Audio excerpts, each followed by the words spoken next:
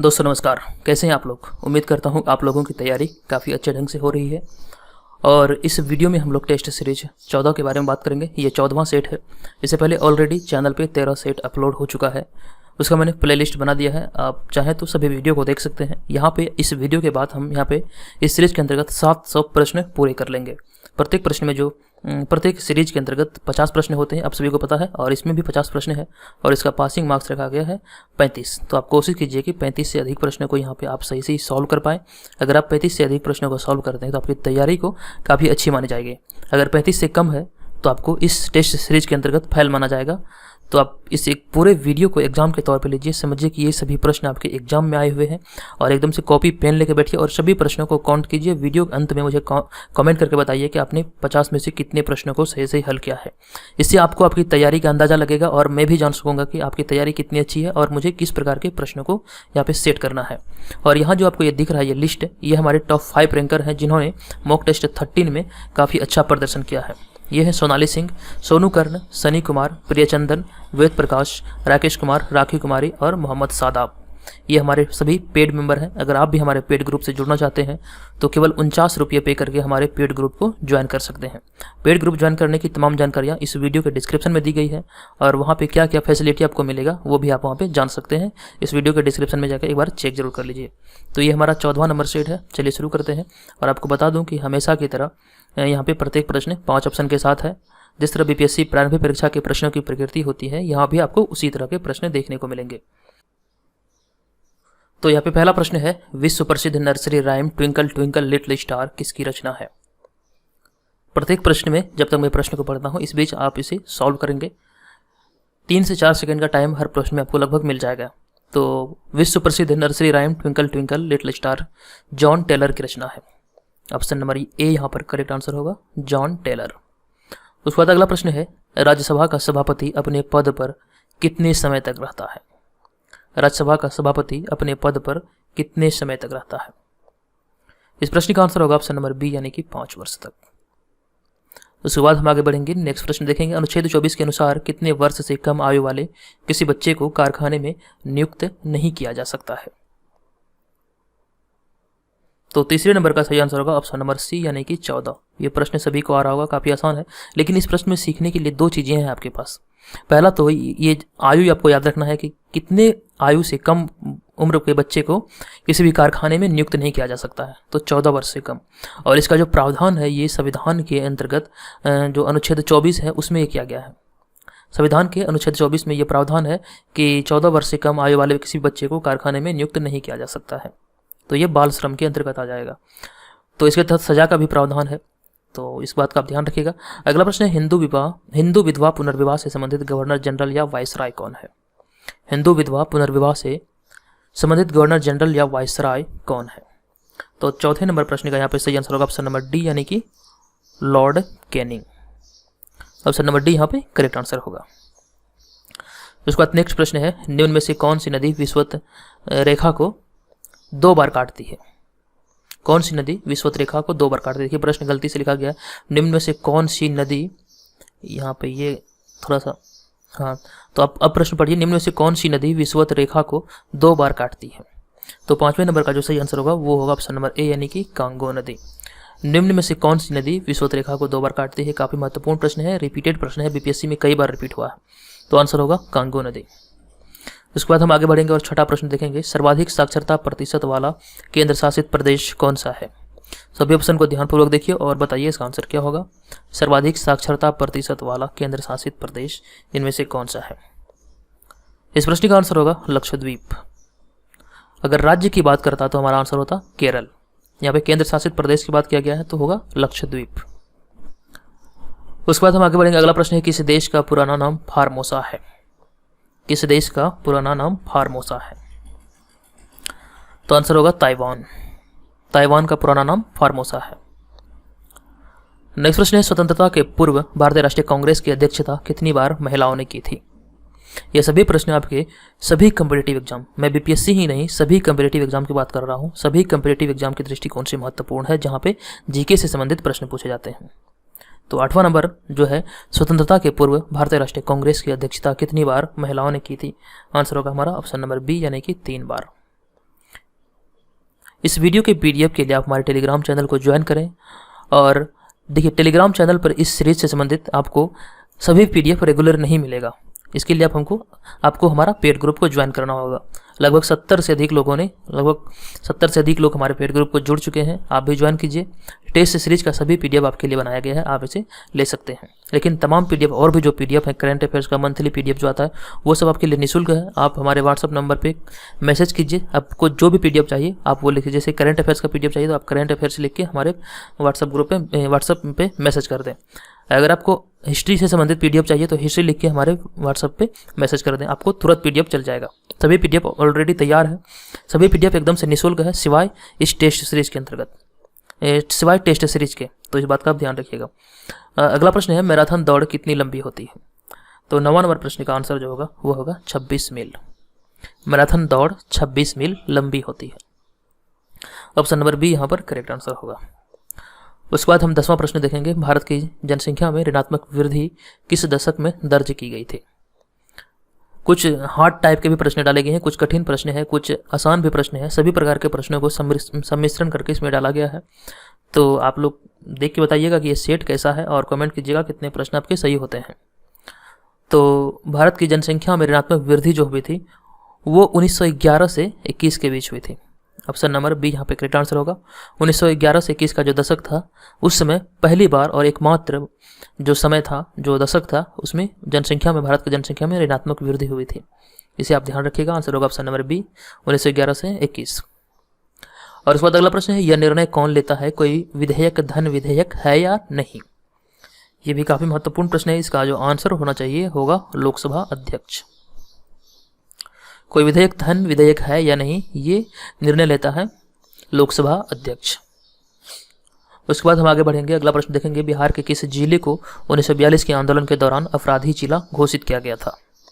काफी महत्वपूर्ण प्रश्न है, ये भी बिहार से संबंधित प्रश्न है। बिहार के किस जिला को 1942 के आंदोलन के दौरान अपराधी जिला घोषित किया गया था? तो 12वें का सही आंसर होगा हमारा सारण। ऑप्शन नंबर डी यहाँ पर करेक्ट आंसर होगा, सारण।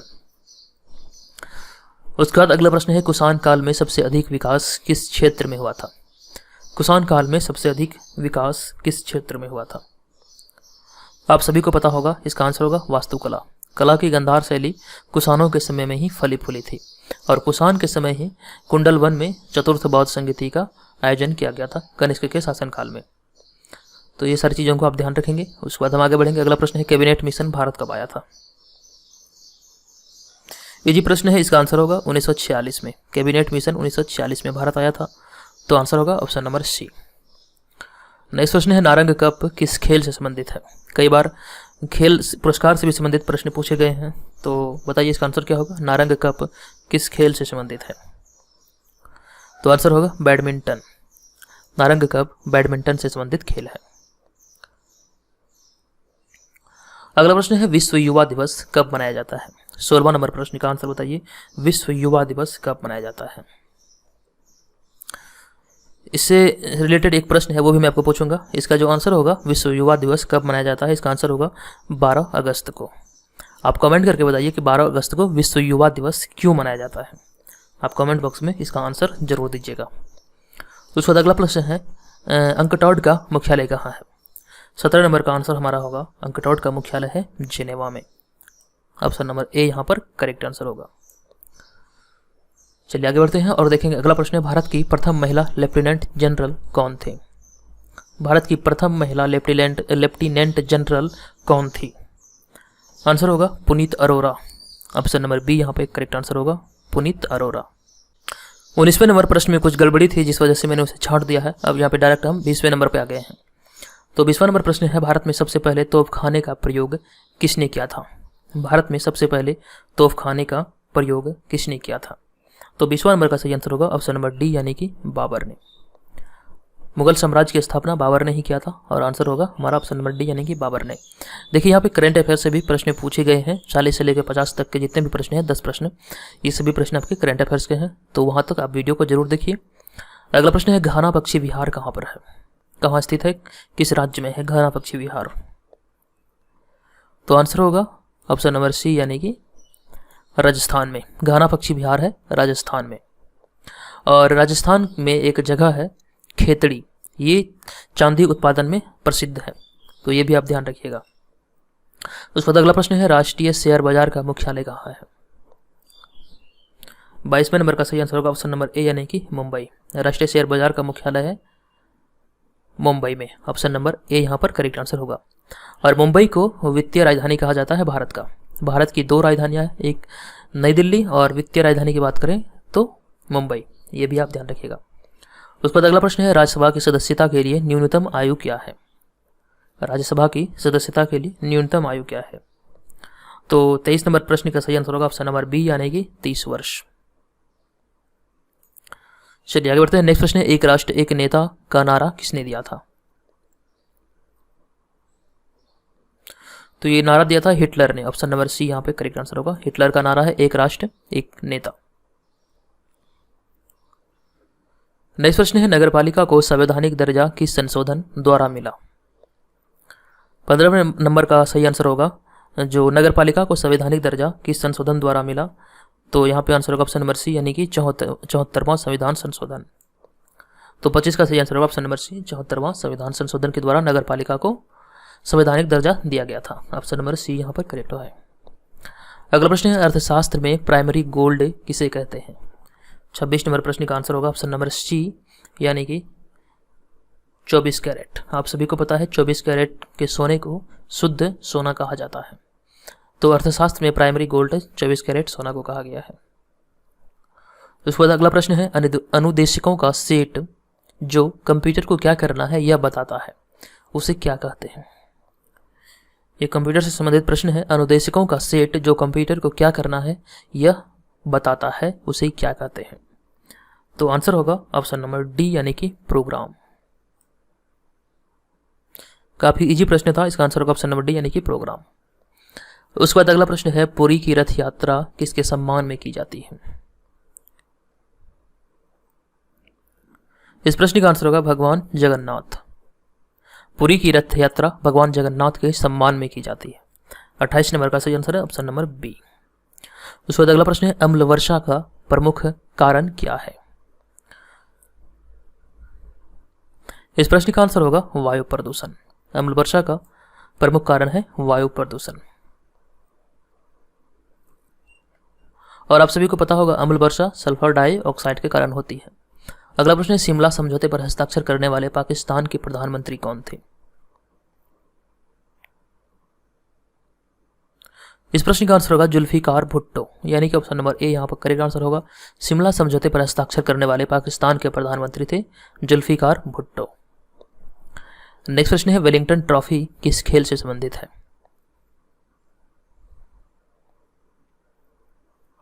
इस प्रश्न का आंसर होगा ऑप्शन नंबर सी यानी कि याचिंग से संबंधित है। वेलिंगटन ट्रॉफी याचिंग से संबंधित है। उसके बाद हम आगे बढ़ेंगे और अगला प्रश्न है कोणार्क में किस देवता का मंदिर है। ये काफी इजी प्रश्न है, इसका आंसर होगा ऑप्शन नंबर सी यानी कि सूर्य। कोणार्क में सूर्य देवता का मंदिर है। अगला प्रश्न है हरगोविंद खुराना को किस क्षेत्र में नोबेल पुरस्कार मिला था।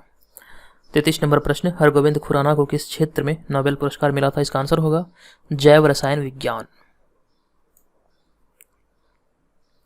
उसके बाद हम आगे बढ़ेंगे और अगला प्रश्न है भारत में सबसे कम अवधि तक प्रधानमंत्री रहने वाले व्यक्ति कौन है। भारत में सबसे कम अवधि तक प्रधानमंत्री रहने वाले व्यक्ति कौन है इनमें से। इस प्रश्न का आंसर होगा गुलजारी लाल नंदा, यानी कि ऑप्शन नंबर सी। सबसे कम अवधि तक भारत के प्रधानमंत्री रहने वाले हैं गुलजारी लाल नंदा। उसके बाद अगला प्रश्न है ओडिसी भारत के किस राज्य का नृत्य है। इस प्रश्न का आंसर होगा ओडिशा। नेक्स्ट प्रश्न है कौन सी नदी अपनी दिशा अक्सर बदलती रहती है। मैंने इसे पिछले वीडियो में आपको बताया था, हालांकि प्रश्न का फॉर्मेट कुछ अलग था, लेकिन बताइए इसका आंसर क्या होगा। कौन सी नदी अपनी दिशा अक्सर बदलती रहती है। इस प्रश्न का आंसर होगा कोसी नदी, और इसी वजह से कोसी नदी को बिहार का शोक कहा जाता है, तो ये भी आप ध्यान रखिएगा। उसके बाद अगला प्रश्न है भारत के उपराष्ट्रपति के रूप में निर्वाचन के लिए योग्यता की न्यूनतम उम्र क्या है। भारत के राष्ट्रपति के रूप में निर्वाचन के लिए योग्यता की न्यूनतम उम्र क्या है। तो 37 का सही आंसर होगा ऑप्शन नंबर ए, यानी कि 35 वर्ष। न्यूनतम उम्र है 35 वर्ष। अगला प्रश्न है मगध साम्राज्य की राजधानी कहाँ थी। ऑप्शन नंबर सी यहाँ पे करेक्ट आंसर होगा राजगिरी। मगध साम्राज्य की राजधानी थी राजगिरी। अगला प्रश्न है, जलपोत के निर्माण में कौन सा देश अग्रणी है?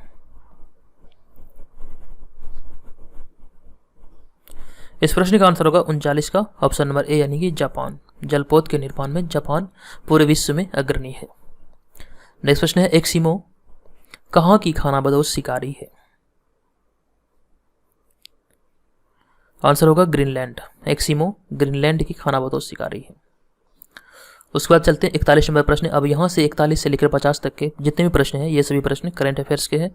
आप इसे सावधानी पूर्वक सॉल्व कीजिएगा। तो हाल ही में किस देश की टेनिस स्टार जेमी हैम्पटन ने प्रोफेशनल टेनिस से संन्यास लेने की घोषणा की है? प्रश्न है, हाल ही में किस देश की टेनिस स्टार जेमी हैम्पटन ने प्रोफेशनल टेनिस से संन्यास की घोषणा की है? इस प्रश्न का आंसर होगा ऑप्शन नंबर बी यानी कि अमेरिका की। जेमी हैम्पटन अमेरिका की टेनिस खिलाड़ी है और इन्होंने प्रोफेशनल टेनिस से संन्यास लेने की घोषणा की है अभी हाल ही में। उसके बाद अगला प्रश्न है, केंद्र सरकार ने हाल ही में किस राज्य में कोणार्क सूर्य मंदिर के पूर्ण सौरकरण के लिए एक योजना शुरू की है? इस प्रश्न का आंसर होगा उड़ीसा। ऑप्शन नंबर सी यहाँ पे करेक्ट आंसर होगा। जो कोणार्क का सूर्य मंदिर है उसको पूर्ण रूप से सौरकरण के लिए एक योजना शुरू किया गया है उड़ीसा सरकार के द्वारा। नेक्स्ट प्रश्न है 43 नंबर प्रश्न, सार्वजनिक क्षेत्र के किस बैंक ने कोरोना वायरस यानी कि कोविड-19 से प्रभावित अपने सभी लेनदारों को ऋण सहायता उपलब्ध कराने की घोषणा की है? इस प्रश्न का आंसर होगा केनरा बैंक यानी कि ऑप्शन नंबर सी।